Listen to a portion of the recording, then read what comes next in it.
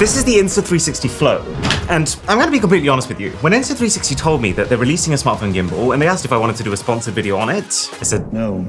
Probably not. I've used a lot of smartphone gimbals in my time, and they're useful, but just not interesting enough to make a full dedicated video all about. But then I actually used the product they'd made, and I realized I've never seen a gimbal like this. So here are the top 10 coolest, most surprising things about it. Rapid deploy, which I realize makes it sound like a military weapon, but just means that with one single motion, the gimbal powers itself up, auto-stabilizes, and then gives you a pop-up notification to jump straight into the app to shoot. And the other perk of this is that with one fold, it turns itself off. The phone just pulls away because it's secured by magnets, and the remaining gimbal has probably the smallest footprint I've ever seen. But then I realized that's only the start of how this Flow has completely maximized on every bit of space it does take up. Because this is just a handle, right?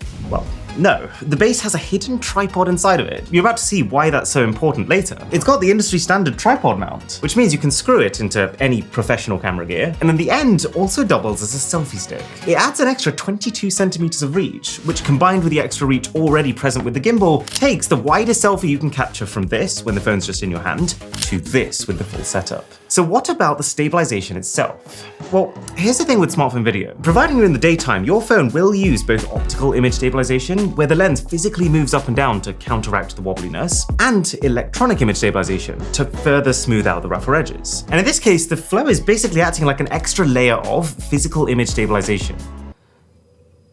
Not just in the 2 dimensions your phone can stabilize in, but in every dimension, which massively cushions it such that by the time you then apply both your phone's optical image stabilization and electronic on top, makes it literally like your device is floating. But then the minute that the light starts to dip at all, electronic image stabilization, which works by trying to match each subsequent frame with the last one, has less information to work with and therefore falls apart. And this is where the benefit of doubling up on the physical stabilization is really felt. But every smartphone gimbal stabilizes. That's not really why I decided to make this video. It's all the things this has aside from that, like the SMARTWHEEL. When you look at this thing's control system, you probably think, oh, okay, nice, simple, basic gimbal. But this thing is crazy. It's just extremely good at simplifying the controls for this crazy stuff. So this wheel is actually a capacitive touch panel, so you can change stabilization modes by just sliding around it in actually either direction. Proper iPod style if you've ever used one of those. It's got all the standard functions, like being able to remotely trigger recording and using the analog stick to manually move your phone around. But more interestingly, the outer edge is its own independent wheel that allows you to zoom in and out. You can tap here to play back the last video you shot without touching your phone screen, rewind and scrub through it with the touchpad, and double tapping the switch button takes you between landscape and portrait form videos. Absolute game changer, by the way. I'm actually using this to film one of our upcoming YouTube shorts, simply because this portrait orientation that you need,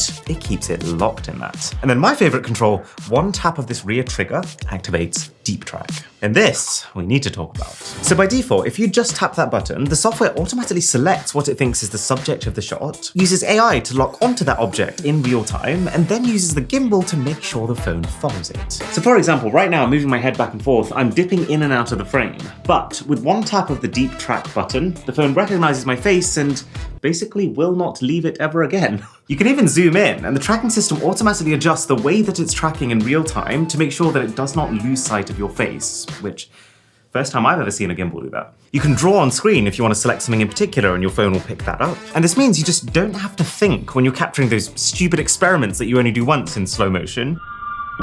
The thing even remembers the object it was tracking, so if something else gets in the way for a minute, it'll just pick up where it left off. And the best part of this is that it means when you use your front camera, it'll by default just lock onto your face. One of the most surreal moments I've had with the Flow is actually when I combined this Deep Track on the front camera with the fact that there's also a selfie stick here. It was this very unique, uber-wide, ultra-stabilized, worry-free camera experience, and also the single best vlogging setup that I own right now. But then I did think, what if you're on your own? How are you going to activate Deep Track mode if you want to be on the other side of the camera? Well, use gestures. All you gotta do is hold your palm up and the phone will lock onto you and start tracking. Oh yeah, and you can also talk to it. You can talk to your gimbal, which my fiance will be very excited to hear. You can tell it the kinds of environments you're in or the kinds of shots that you'd like to output, and it'll use AI to show you how. I haven't really used this all that much. I prefer messing around my way, but it really does make you realize the amount of effort Insta360 has gone to flesh this product out. It's definitely not just rushed out the gate, put it that way. So if you've been following this Insta360 company for a while, you'll have noticed that these guys love cameras that can take 360-degree footage. It's in their name. I don't know why I thought that was such a fun fact. But yeah, they love it so much that even for this seemingly unrelated product, they found a way to add 360 back in. You just find a scene you like the look of, take out the built-in tripod, and take a 360. It'll move your phone around automatically, capture the view from every single direction, and stitch them together into a 6080 by 3040 resolution shot.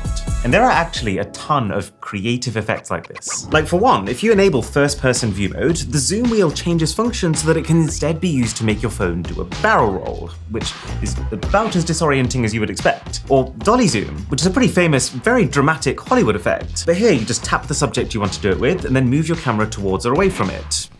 Oh, Milo, can you at least smile for once? Or widescreen mode, which shoots in a cinematic aspect ratio and applies a color grade to your footage. For those of you who used to watch me a long time ago, you'll know that I used to shoot all my videos in this aspect ratio because I just think it looks better. It's just not ideal for watching on phone screens, so I had to give it up. I got so carried away with this that I almost forgot that there's also the entire Insta360 app you have access to, which, let's just say, multiplies the creative possibilities. Like, one thing I think is so cool is electric surge. You feed in a video you've taken, it scans and tracks the human targets in them and embellishes them with tracked special effects that manually would have taken hours to add in yourself. Plus, it's quite cool because the gimbal also knows when you've exited the app, so it'll automatically swivel upright so that you can use your phone normally. Okay, so what is the number one thing here? You know how I was impressed that this company's managed to fit both a tripod and a selfie stick in here, while it also being a compact 3-axis stabilizing gimbal? Well, what completely takes it over the edge for me is that they've somehow done this while also giving it market-leading battery life at 12 hours. So much so that, you know this cable we've had attached the entire time? That's actually not required for the function of the device at all. That's there because this also doubles as a power bank, and throughout this entire video, alongside all the other stuff, I've been using this to charge my phone up from scratch to full. Which basically means this is not just a stabilizer, this is every smartphone gadget in one, with some kind of insane AI tracking. Check out the Insta360 Flow in the description.